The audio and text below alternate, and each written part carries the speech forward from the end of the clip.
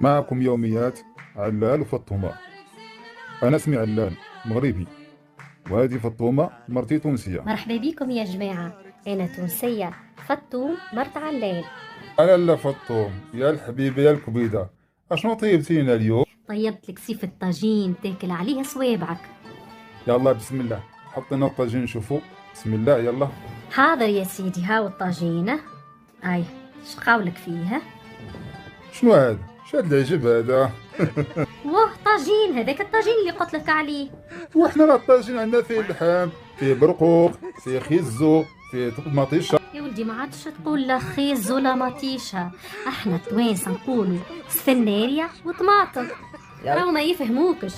حاضر يلا حاضر، انا ما باقيش نقول لك على خيزو ومطيشه، انا نقول لك سفناريه وطماطم، ولكن تانتي بشرط الا حطيتي لي الطاجين قول لي طاجين تونسي ولا طاجين مغربي باش نعرف راسي علاش معور.